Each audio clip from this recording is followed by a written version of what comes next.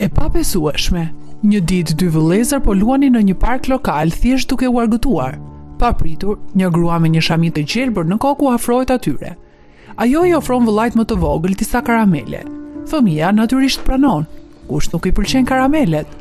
Gruaja më pas i thot: "Eja me mua, do të çoj në dyqan të marrim disa." Djali pajtohet dhe e ndjek. Kjo është hera e fundit që dikush e sheh atë. Djali i vogël quhet Heri dhe është 6 vjeç. Vëllai i madh që ishte me të në park është Roger, 10 vjeç. Kur gruaja filloi të largohet me Heri, Roger vendosi se edhe ai dëshiron karamele dhe fillon t'i ndjek. Por pas pak kohësh, ndërsa ecnin, Roger fillon të ndjehet i shqetësuar. Diçka nuk duket në rregull. Ku po shkoni saktësisht? Ai heziton. Mban mend që kjo po ndodh në vitin 1951, shumë kohë përpara se fëmijëve të mësojnë për rrezikun e të huajve apo të paralajmëroheshin të mos shkonin me të rriturit që nuk i njihnin. Roger ndjen një ndjesi të keqe, kjo nuk është normale. Ai vendos se duhet i tregojë mamas së tij, kështu që ndalon së ndjekurit dhe vrapon për në shtëpi. Disa minuta më vonë ai hyn me vrull në derë dhe i tregon mamas gjithçka.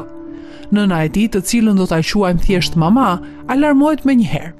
Ajo panikohet kur dëgjon se gruaja e panjohur me një shamit të gjelbër sapo u largua me Herin.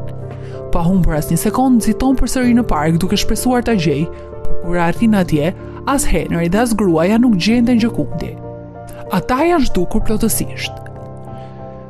Mamaja nuk humb kohë dhe shkon direkt në polici për të bindur ata për të ndihmuar dhe ishte një sfidë. Ajo nuk fliste mirë anglisht, pasi ajo dhe dimtë e saj kishin emigruar kohët e fundit në Kaliforni nga Puerto Rico, kështu që komunikimi ishte i vështirë. Por pasi ja dalin të kapërcim barrierën gjysore, policia më në fund angazhohet. Një operacion kërkimi me 9 bloqe fillon. Ushtar nga një bazë ushtarake lokale bashkohen duke kërkuar kudo, ndërsa roja bregdetare kontrollon zonën e afërt të Zhirit. Kjo histori arrin në lajmet lokale duke tërhequr pak vëmendje për rastin, por ende nuk ka asnjë gjurmë të Henryt. Nëna e tij është e shkatërruar, por nuk ka shumë që mund të bëjë. Është viti 1950, nuk ka amber alarm, as kamera sigurie, as bazë të dhënash për fëmijë të zhdukur. Gjithçka që kanë është përshkrimi i Rogerit për atë që ndodhi atë ditë. Çdo ditë, nëna e tij shkon në stacionin e policisë duke shpresuar për ndonjë përditësim, por gjithmonë merr të njëjtë përgjigje: asnjë lajm, asnjë pistë dhe asnjë Henry. Vitet kalojnë. Ajo ndalon së shkuarit çdo ditë dhe fillon të vizitojë një herë në javë. Përfundimisht kthehet një herë në muaj dhe më vonë ajo vjen vetëm një herë në vit. Deri atëherë, oficerët e njohin aq mirë sa kur ajo hyn, as nuk ka nevojë të flasë. Ata vetëm e shikojnë, tundin kokën dhe ajo e kupton, ende asgjë. Por pavarësisht sa kohë kalon, ajo kurrë nuk humb shpresën. Ajo refuzon të besojë se i biri i saj është zhdukur përgjithmonë. Por pyetja më e madhe është: çfarë i ndodhi vërtet Henryt? Është i qartë se ai u rrëmbye, por kjo pjesë e historisë mbetet një mister. Dim që u mor nga parku, dim që gruaja e futi në një avion dhe ata fluturuan nga Kalifornia diku në bregun lindor. Por saktësisht ku, askush nuk e di. Në një moment, Henry përfundon duke u adoptuar nga një çift. Ata i rrisin si të tyrin dhe ai rritet duke besuar se ishte thjesht një fëmijë adoptuar i zakonshëm.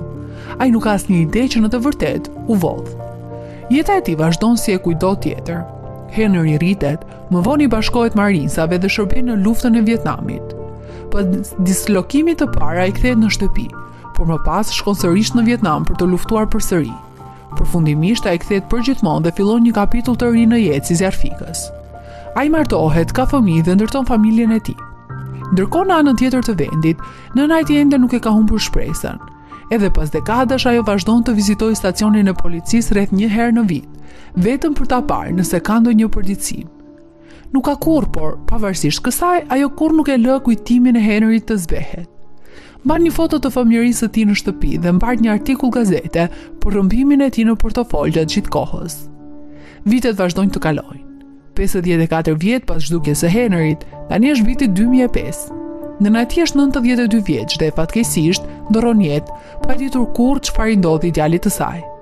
Çdo shpresë që Henry të gjendej apo të ribashkojë me familjen e tij të origjinës duket plotësisht e humbur. Por kalon më shumë kohë. Tani është viti 2020 dhe këtu takojmë një grua të quajtur Alita. Alita është 63 vjeç dhe një ditë, thjesht për argëtim, vendos të bëjë një test ADN-je të trashëgimisë. E dërgon me postë me rezultatet dhe, çfarë surprize, diçka nuk përputhet. Ajo përputhet me një burr që nuk e njeh. Jo vetëm kaq, por rezultatet tregojnë se ajo ndan 22% të ADN-s me të. Ajo mendon se ndoshta është një kushuri ose një xhaxha, kështu që i dërgon një mesazh përmes faqes së trashëgimisë, duke shpresuar të zbulojë më shumë. Pastaj pret, por burri misterios nuk përgjigjet kurrë. Përfundimisht ajo heq dorë dhe vazhdon jetën. 4 vite kalojnë. Një natë Alita po shikon një dokumentar në televizion. Asgjë e veçantë, thjesht diçka që luhet në sfond. Por për disa arsye, ajo kujton atë burrin e panjohur me të cilin ndan ADN-n. Kështu vendos të gërmoj pak më thellë. Fillon të kërkojë emrin e tij në internet duke shpresuar të zbulojë më shumë. Dhe atëherë gjen disa fotografi të tij. Burri në ato fotografi është Henry. Gjithë jetën Alita kishte dëgjuar histori për një xhaxha që kishte humbur kur ishte 6 vjeç. Ishte diçka për të cilën familja fliste gjithmonë, një mister që nuk u zgjidh kurrë. Tani duke shikuar këto foto të Henryt të rritur, ajo gjen veten duke vështruar fytyrën e tij dhe duke menduar: a mund të jetë vërtet ai? Krahason fotot me fotografitë e vjetra të fëmijërisë së xhaxhait të saj të zhdukur. I shikon ato krah për krah. Gjashmëria është e pabesueshme, dhe thellë brenda vetes, ajo e di që është ai. E vendosur e shkon në polici dhe u thot: mendoj se gjeta xhaxhain tim, atë që u rrëmbye në vitin 1951. Në fillim policia nuk mund ta besojnë, por pasi kontrollojnë regjistrat e tyre, kuptojnë se ky rast nuk u zgjidh kurrë. Kështu ata rihapin hetimet. Shpejt FBI-a përfshihet dhe Departamenti i Drejtësisë i Kalifornisë bashkohet gjithashtu. Fillojnë të bashkojnë të dhëna duke ndjekur gjurmët dhe përfundimisht FBI-a gjurmon Henryn. Ai jeton diku në bregun lindor, plotësisht i pavetëdijshëm për atë që po vjen. Një ditë dikush troket në derën e tij. Kur ai e hap, agjentët që qëndrojnë aty i thonë diçka që ndryshon gjithçka. Ne mendojmë se ju mund të jeni një fëmijë që u rrëmbye në vitin 1951. Henry shikon i tronditur. Rrëmbyer? Sepse, edhe pas gjithë këtyre viteve, ai ende nuk kishte asnjë ide. Henry kishte kaluar gjithë jetën duke besuar se ishte adoptuar ligjërisht. Ai kurrë nuk dyshoi asgjë. Por tani, me FBI-n që qëndronte pranë tij, gjithçka që mendonte se dinte për të kaluar në tij po vjen në dyshim. Kështu ata e bindën të bëjë një test ADN-je vetëm për të qenë të sigurt. Kur rezultatet kthehen, konfirmohet. ADN-ja e tij përputhen me Alitën dhe antarët e mbetur të familjes së tij biologjike. Pas 73 vitesh, pas një jete të tërë ndarjeje, Henry hip në një avion nga bregu lindor për në Oaklanda, Kaliforni. Ai është gati të takojë familjen që humbi. Një burr i rrëmbyer si fëmijë më në fund të ripashkohet me familjen e tij, e gjithë fal një testi vullnetar të ADN-s. Shumica antarëve të familjes që takon janë për herë të parë, ose nëse i kishte njohur, nuk ka një kujtim për ta. Por ka një person që ai e mban mend, vëllain e tij Roger, dhe pas 7 dekadash, 2 vëllezërit më në fund ribashkohen. Por edhe pas gjithë kësaj, një pyetje e madhe mbetet: kush ishte përgjegjës për këtë rrëmbim? Fatkeqësisht këto gjërat komplikohen, sepse kanë kaluar 70 vjet dhe deri më sot askush nuk e di kush ishte vërtet ajo grua me shami të gjelbër. Henry ishte vetëm 6 vjeç në atë kohë. Kujtimet e tij për atë ditë janë të turbullta në rastin më të mirë, dhe njerëzit që e rritën atë nuk janë më gjallë.